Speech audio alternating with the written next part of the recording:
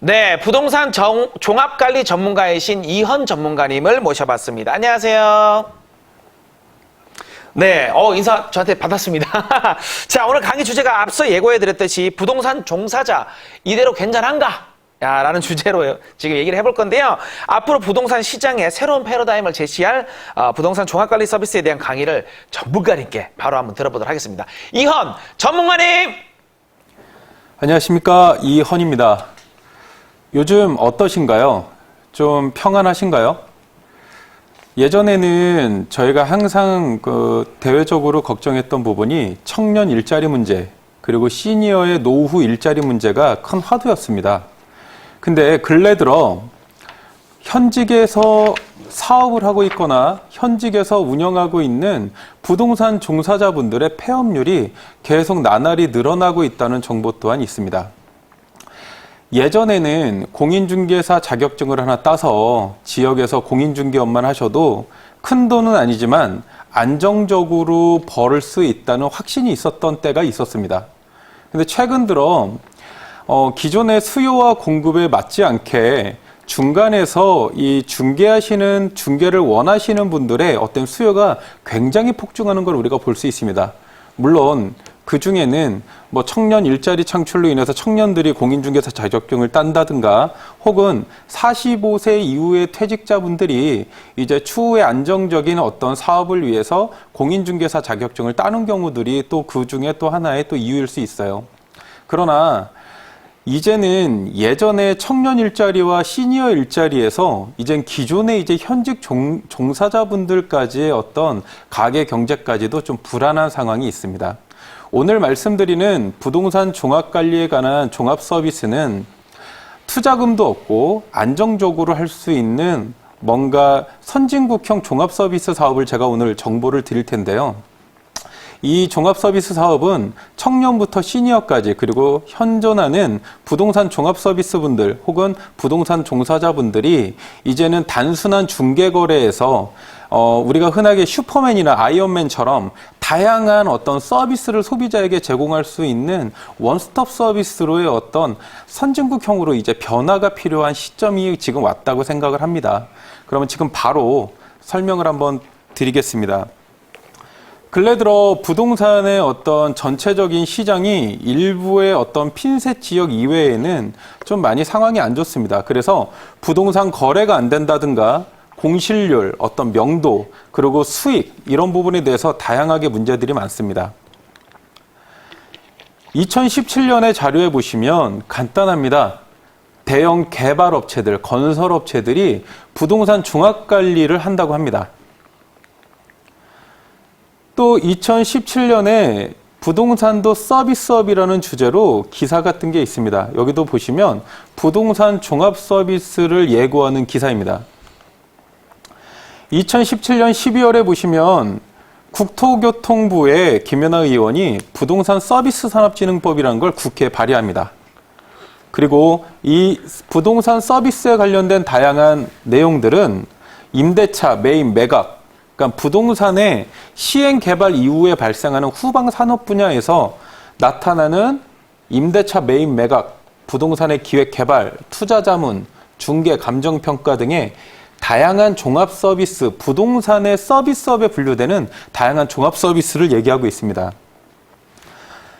해당 국회에 발의된 지 불과 1년도 안 돼서 2018년 6월 20일에 부동산 서비스 산업진흥법이 발효되었습니다.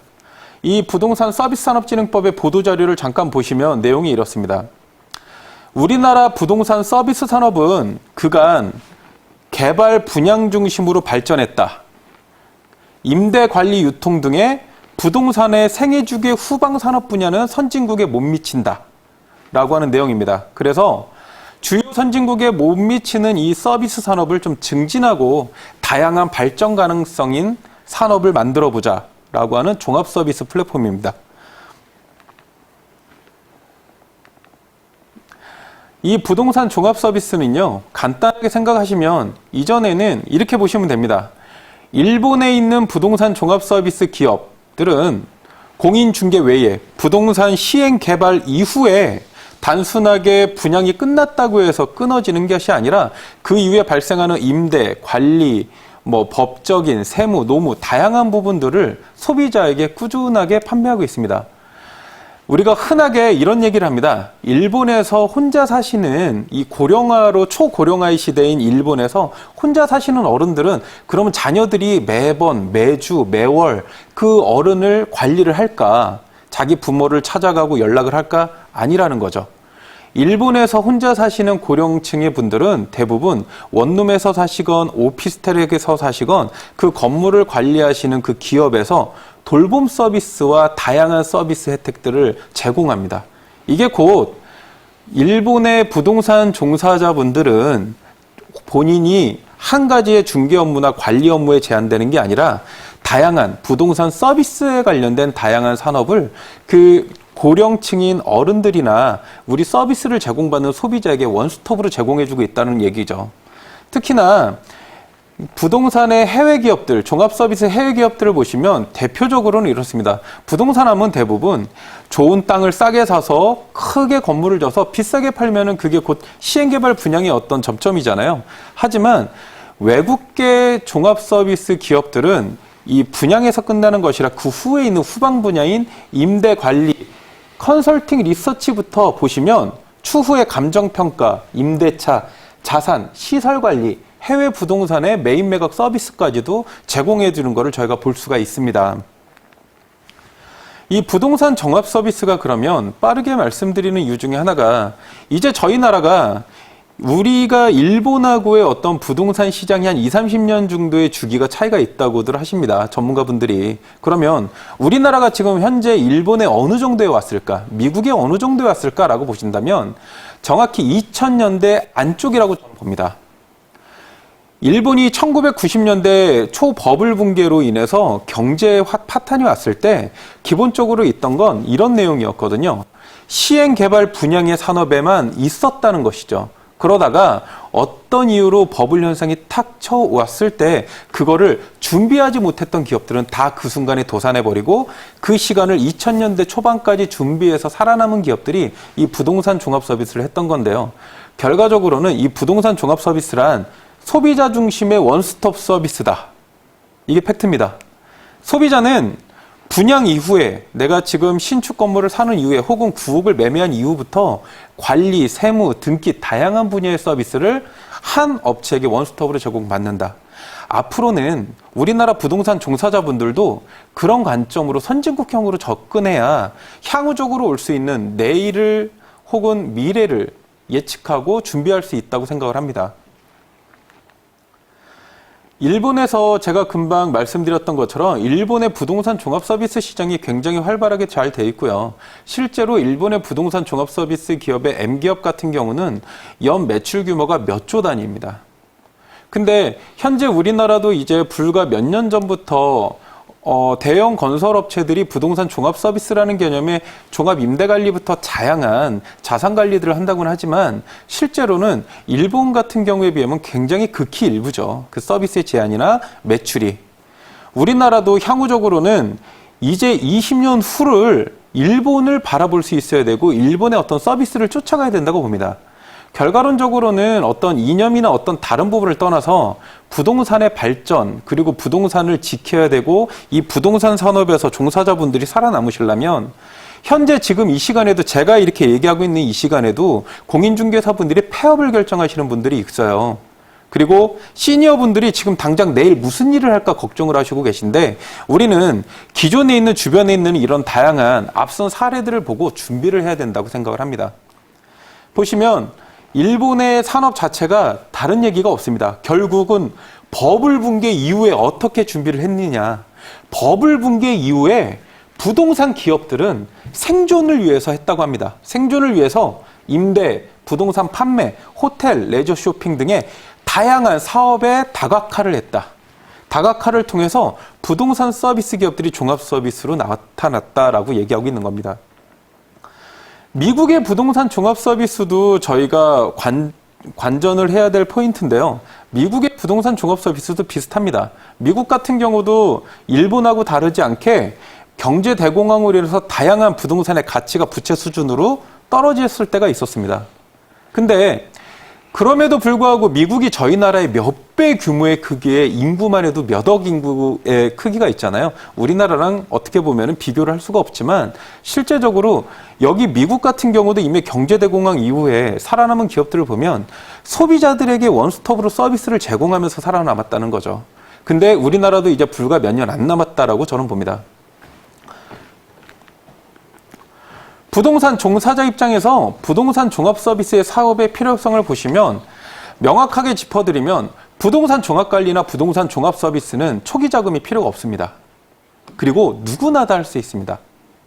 이 부동산 관리, 임대 등의 어떤 그런 서비스적인 거를 보시면 여기를 쉽게 접근하지 못하시는 분들이 이렇게 생각하시는 거죠. 내가 주택관리사가 아닌데 어떻게 부동산 종합관리를 할 수 있을까? 내가 임대관리사, 주택임대관리사 자격증이 없는데 내가 어떻게 그걸 할 수 있을까라고 하지만 실제로 빌라부터 오피스, 상가, 도시형 주택까지 기본적으로 150세대 미만 혹은 상가, 빌딩 이런 중소형 건물들이 전국에 14만 개가 있다고 합니다. 우리나라 전국의 건물들이 16만 개라고 분포를 잡았을 때 14만 개의 건물이 기본적으로 제대로 된 서비스를 받지 못하고 있다는 거죠. 실제로 통계로 봐도 우리나라에서 주택관리사가 관리하는 대형 아파트 규모는 저희 나라의 전체 면적이 전체 건물을 갖고 있는 부분의 몇 프로가 되지 않습니다. 그러면 그 나머지 건물들은 누가 관리하냐 이거죠. 대부분이 비전문 청소업체들이나 일부 개인 업체들 그리고 개인의 이 사업을 하셨다가 나오신 분들이 차리시는데 대부분 제가 알기로는 이 부동산 종합서비스나 종합관리를 전문적으로 해주시는 분들이 손에 꼽힌다고 알고 있습니다. 대부분의 기업들도 마찬가지고요. 건물 종합관리 업체 혹은 부동산 종합관리 기업이라고 명함은 있지만 실제로 그런 분들이 입주자 대표회의나 이런 사람들한테 입주자들에게 전문적인 서비스를 제공하지 못하고 혹은 전문적인 어떤 컨설팅을 할 수가 없기 때문에 대부분의 어떤 관리비 분쟁이나 횡령 그리고 다양한 어떤 입주자 대표와의 뒷돈거래 등을 통해서 다양한 지금 민형사상의 분쟁들이 지금 이 시간에도 굉장히 법적 분쟁이 많이 있는 거죠. 그러니까 우리나라가 앞으로 부동산 종합 서비스나 부동산 종합 관리 선진국으로 가려면 현직에 계신 부동산 종사자들이 지금 이 부동산 종합 서비스를 비용 없이라도 시작할 수 있다는 게 얼마나 좋은 시점이겠어요. 그리고 또 하나는 청년들이나 시니어분들이 이런 사업에 대해서 눈을 뜨시고 전문성인 어떤 그런 교육을 받으셔서 이 사업을 해나가셔야 된다는 겁니다. 우리나라 시니어분들이 기본적으로 45 이후에 50세, 60세, 70세 분들이 기본적으로 하시는 게 60세 이상 넘어가시면은 경비원을 알아보신다고 해요. 근데 그거 아십니까? 최저임금 인상으로 인해서 요즘은 경비원의 나이대가 10년 이상 줄었습니다. 그리고 청년들이 취업이 안 되니까 공인중개사 자격증이나 주택관리사나 안정적인 어떤 이런 공무원 자격증이다 이런 자격증을 딴다고 합니다. 근데 그거 아십니까? 이미 그 이상의 어떤 수요 이상을 넘어섰습니다. 1년에 한 해에 공인중개사를 100명이 딴다고 치면은 1년에 100명은 폐업하는 구조라는 거죠. 그러면 우리가 매번 반복되는 이런 산업의 불안전한 이 산업을 계속 기다릴 게 아니라 가까운 일본이나 미국의 사례를 보면서 이 부동산 종합관리 전문가로서 향후에 안정적인 일자리와 향후에 안정적인 사업을 하셔야 된다는 거죠. 기존의 부동산 중개사분들이 어떤 중개거래를 통해서 한 건의 어떤 수익을 먹는 구조죠. 근데 그 구조 때문에 지금 이 공인중개사분들이 뒷돈거래를 하신다고 합니다. 그 뒷돈거래가 뭐냐면 결과론적으로는 소비자에게 고객에게 제대로 된 수수료를 받지 못한다고 하는 거죠. 고객이 수수료를 협상을 한다고 해요. 그러면 그렇게 열심히 2년 동안 공부해서 공인중개사 따셔가지고 제대로 된 수수료도 받지 못하고 내년에 폐업할지 10년 후에 폐업할지 전전긍긍하는 상황이라면 굳이 그렇게 공인중개사만 찾으실 게 아니라 이런 부동산 종합서비스나 선진국형 어떤 일자리 창출이나 사업을 좀 지켜보셔야 한다라는 거죠. 현재 그 한국은 인구의 어떤 고령화, 어떤 1인 가구들이 일본하고 굉장히 많이 비슷하게 가고 있습니다. 그래서 일각에서는 초고령화, 라는 표현을 씁니다. 그러면 우리 아버님들은 이제 65세 이상 넘어가신 분들은 이제 앞으로는 어떤 건물에서 사셔야 되겠냐 이거죠. 그분들은 어떤 건물에서 살고 싶을까요? 자녀들하고 살고 싶겠죠. 그렇죠. 하지만 실상은 그러지가 않잖아요. 그렇기 때문에 이 어른들을 기존에 40평대 사시던 분들이 집을 줄여서 20평대로 가시는데 이분들의 어떤 돌봄 서비스와 관리, 임대 혹은 증여 이런 다양한 서비스를 원스톱으로 누군가 해줄 수 있는 사람이 필요하다라는 거죠. 이게 부동산 종합 서비스고 이게 부동산 종합관리 전문가들이 하는 일입니다. 제가 왜 특히 부동산 종사자분들이 이 업을 하셔야 된다고 말씀을 드리냐면 가장 현업에 근접해 있으신 분들이기 때문입니다. 물론 일반적인 청장년이나 시니어분들도 쉽게 배우셔서 하실 수 있습니다. 그리고 현재로 제가 부동산 관리를 14년 동안 하면서 느끼는 것 중에 하나는 이 부동산 건물 종합 관리와 주택 임대 관리 그리고 이 하자 부수에 관련된 부동산 종합 관리를 희망하는 사람들이 없다라는 거죠. 왜 이 업을 안 하시는지 저는 잘 모르겠지만 이 업 자체가 기본적으로 안전하고 탄탄한 일자리라는 거죠. 앞으로는 청년들이나 시니어분들도 이 부동산 종합 서비스와 부동산 종합 관리로 새로운 어떤 안정적인 수익의 어떤 그런 패러다임을 만들어가야 된다고 생각을 합니다. 지금 이제 저희가 이제 부동산 종합 서비스를 계속 말씀드리는데 제가 말씀드리는 부동산 종합 관리가 단순하게 어떤 비용을 받고 하니까 당신이 하세요가 아닙니다.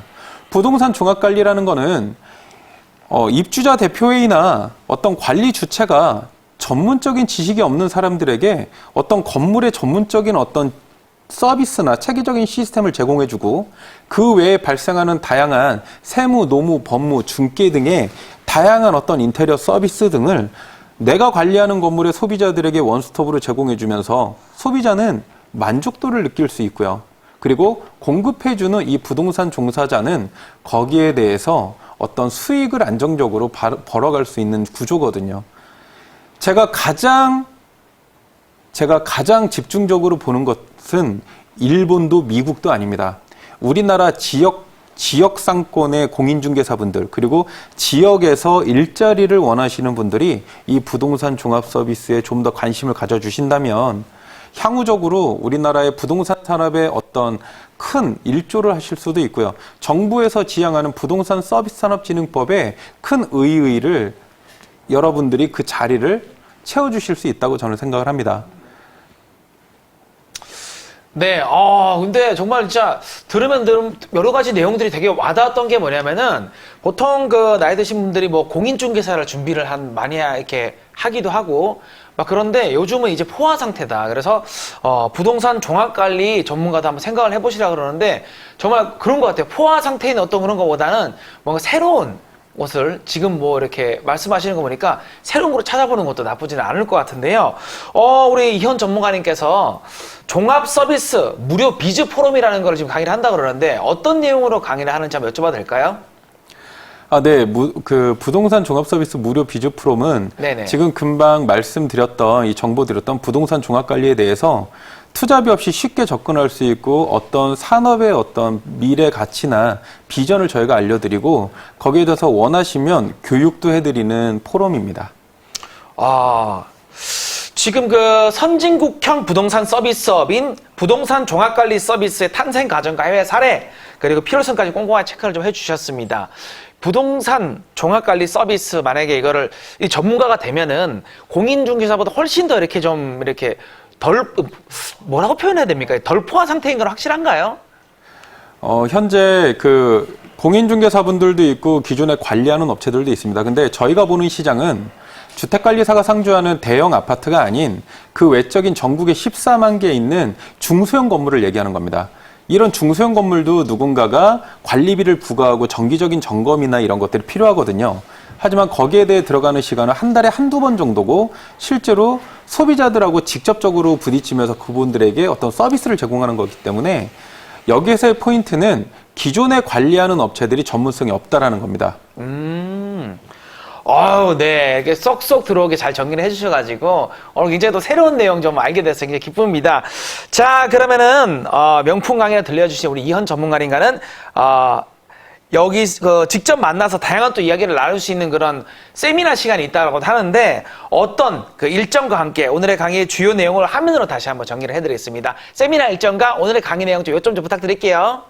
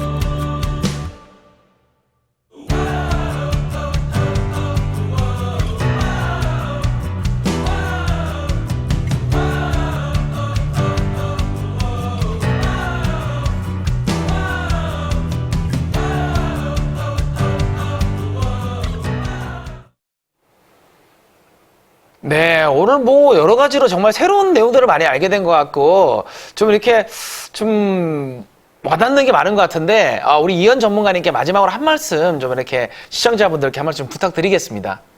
네, 부동산업의 패러다임이 계속 변화하고 있습니다.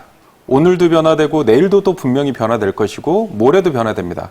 그리고 일자리 창출이나 시니어 노후 문제는 계속 문제가 되었던 내용입니다. 그리고 정부에서는 고용 창출을 계속 지향하고 있습니다.